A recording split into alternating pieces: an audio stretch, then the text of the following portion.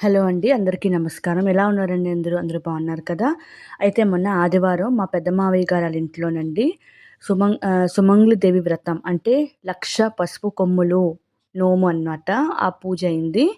అయితే దాంట్లో మేము కూడా పాలుపంచుకున్నామండి. దానికి సంబంధించిన వీడియో కూడా నేను మీకు ఎనకాతల కనిపిస్తూ ఉంటుంది. అయితే వాళ్ళ ఇల్లు చాలా అంటే ఇల్లు చిన్నదండి. కానీ ఒక ఎకరంలో మొత్తం అంతా ఉన్నది ప్లేస్ అంతా. మధ్యలో హౌస్ కట్టుకున్నారు. చుట్టూరు మొక్కలు ఇంకా శ్రీకృష్ణుడు బొమ్మ అంటే ఇంకానేమో పక్కనే తామర పువ్వులు అవన్నీ ఉన్నాయండి. ఒకసారి చూసియండి. అలాగే ఈ కథ కూడా వినియండి. 1,00,000 పసుపు కొమ్ముల నోము కథ. పూర్వకాలంలో సుమంగ్లి దేవి అని దివ్యమూర్తి ఉండేవారు. అంటే ఆవిడ ఒక అమ్మవారనమాట. ఆమె వరము, కరుణ, సౌభాగ్యము, ఆరోగ్యాలు ఇంకా ఇచ్చేవారనమాట. అయితే ఆవిడని శ్రద్ధగా పూజించిన వాళ్ళకి ఎన్నో కష్టాలు తొలగించి శాంతి సుఖాలు ప్రసాదించేవారనమాట ఆ అమ్మవారు. అయితే ఒక్కసారి ఒక గ్రామంలో సుబ్బమ్మ అని ఒక అతి శిలారాలు ఉండేవారనమాట. ఆమె ఎంతో భక్తి వారు. కానీ ఆమె జీవితంలో కష్టాలు తగ్గలేదు. చాలా కష్టాలు ఉండేయన్నమాట. అయితే అలాగే ఆవిడకి పంటలు నష్టపోయాయి. ఎవరికి? ఆ సుబ్బమ్మ అనే ఆవిడకి. అలాగే ఇంట్లో రోగాలు వచ్చాయి.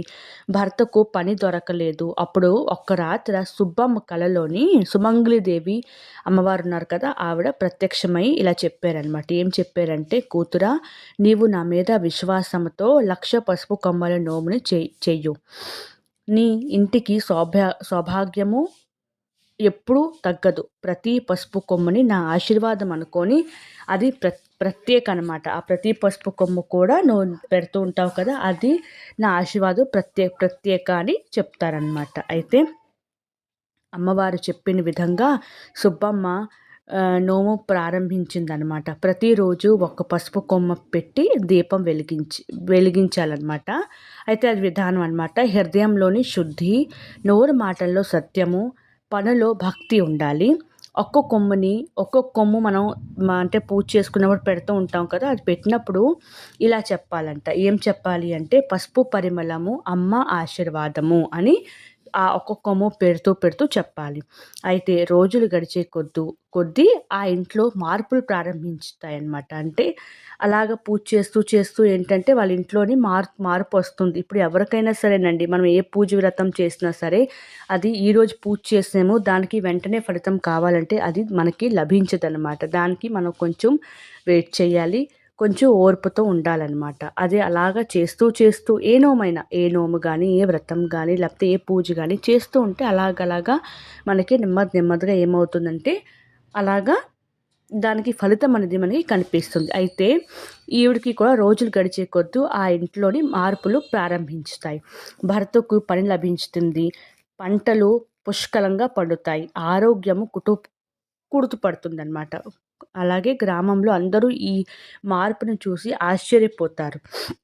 సుబ్బమ్మ నోముని పూర్తి చేస్తారు. కంప్లీట్ అవుతుందన్నమాట. తర్వాత 1,00,000 పసుపు కొమ్మలని నైవేద్యంగా సమర్పించుకొని సుమంగళి దేవి వ్రతం స్టార్ట్ చేసి తర్వాత దానికి ఏంటంటే మధ్యలోని ఆ పసుపు కొమ్ములు పెడతారండి. దాంతో చుట్టూరు తీగ కడతారు. కొంతమంది ఏంటంటే బంగారం, వెండి ఎవరి స్తోమతకాలు.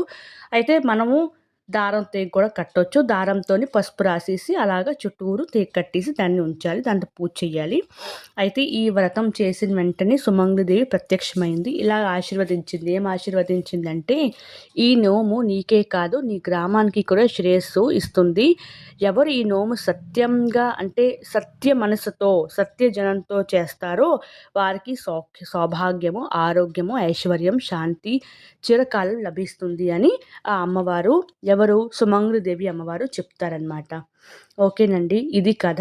అయితే ప్లీజ్ అండి, నాది రిక్వెస్టు, కొంచెం మీ అందరికీ ఫ్రెండ్స్ అందరికీ చెప్పండి.